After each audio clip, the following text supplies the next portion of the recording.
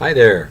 So, we continue on and wrap up Nehemiah today and meet one of his contemporaries, Malachi, as well.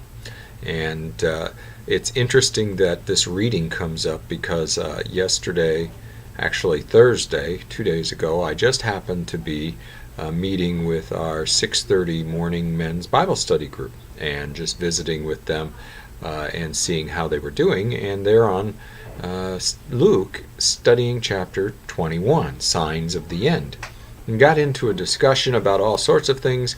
Typically, when you read anything pertaining to the end times, you want to get into trying to date it, figure out when it's going to happen. And the reality is, what Jesus speaks of in Luke 21 is always be ready. Know that trouble is going to come. Know that there are distractions, but always keep our focus upon Him and know that the victory is already won. And that's really what the important message of that text is to be. So today we come to Nehemiah, and it opens up with this wonderful dedication parade on the wall. And Nehemiah has set it up very elaborately, and it's a wonderful celebration. Actually, it didn't happen right away at the end of chapter 6 when the wall was completed. It took a while to prepare and to be ready for it, and when it was time, they did it upright. There was singing, and there was playing of music, and there was dancing, and there was all of that. And I think this certainly says some things about our worship that we need to be taking time to celebrate at times in our lives together as believers on special occasions. That's what worship's all about. But we need to prepare for it as well, and then we need to fully participate, and that means more than just watching or listening. It also means singing, kneeling, clapping, praying, raising our hands, dancing, whatever it may be. There's a physical expression that goes along with it. We need to be totally into it, and so I think that's a great lesson for us.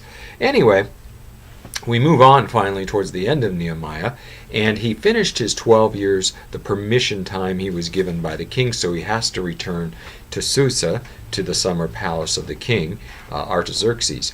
In the meantime, we aren't told how long it is till he returns. It just says after some days.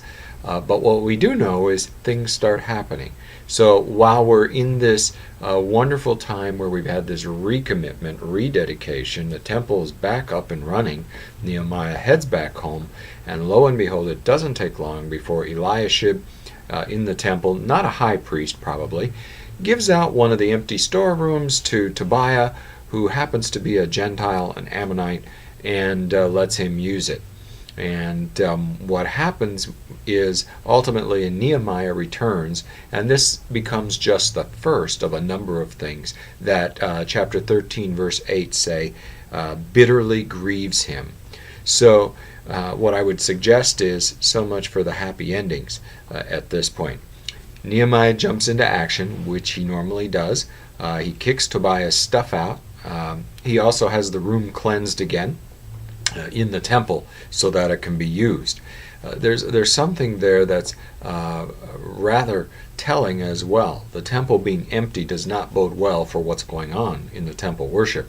But what he does do is put things back in order here and then in some other instances. He then finds that the Levites and the singers who were assigned to the temple have now gone back off to work in the fields. The temple had stopped taking care of them physically, which was normally what was to happen to those who served in the temple, and so they just went back to work for themselves. And he accuses the leaders at that time of forsaking these ministers and their support. So what he does is reinstate them and the support that goes along with it so that they can come and live there and serve there. And then he prays. And then that's not it. Next, he finds that people dishonor the Sabbath by selling all sorts of stuff. Tyrian merchants come down, and they're selling it on the Sabbath, wine and other things. And what he does is doesn't yell at the people of Tyre, the merchants. He yells at the nobles of Judah and says, stop buying things from them. And in fact, in order to see that it happens, I'm going to lock the gates of Jerusalem on Sabbath days so that it doesn't happen. So he prevents them from the merchants from getting in order to sell their stuff. But then he also looks over the wall. He sees the merchants camping out just outside the gate. So he yells at them and he threatens them literally with physical violence if they don't get away. Then he prays again. And then in another problem, he notices that they break, and this would be the third covenantal promise that they break. They have been intermarrying, which we know is something that God has frowned upon and commanded against. So he confronts them here too. And here he hits them, he pulls their hair, and he forces them to swear that they will not intermarry. In fact, it was so bad that one of the priests, it just says a priest, marries a daughter of his biggest enemy, Sanballat. And so you can just imagine how frustrated he is with how short a time it really takes. Now, it could have been a couple of years before he got back, but the reality is he comes back, and it didn't really take that long, and already they're sloughing off and giving less than their best effort to their God and starting to go back to a lot of their old patterns. He prays again. And so we get this picture of Nehemiah almost as this mother hen who constantly has to watch out for all of her chicks and keep them in line and remind them of whose they are and the commands they need to follow. Well, in the midst of this, and possibly while he was back in Susa with the king, is when Malachi comes on the scene. Some scholars have said Malachi, which actually means Yahweh my messenger or my messenger, was not a real name at all, and that Malachi wasn't really the author. But there's much evidence to the contrary, and most scholars believe it is a proper name, it is his name, and he is the author. And using the text and other historical events, it's best to place it somewhere as a contemporary of Nehemiah, probably around 430, maybe even during the time while Nehemiah is away. What I love about Malachi is he comes on the scene, and we don't spend a lot of time talking about him, but he's very straightforward and he's very direct and to the point, and I think that's very refreshing here. So we go through Malachi, and he's really addressing some things that he sees, and the funny thing is they're almost the exact same things that Nehemiah addresses. So these two contemporaries are seeing the same things, which also lends to the credence to the idea that they were contemporaries.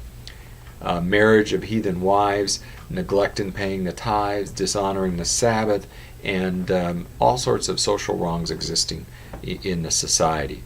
So Malachi speaks of God's love for Israel, and then he starts telling the people, what are you doing? You are making unworthy sacrifices, and in fact, he literally says, I will bring curses down on you, or ask God to bring curses down on you if you don't shape up.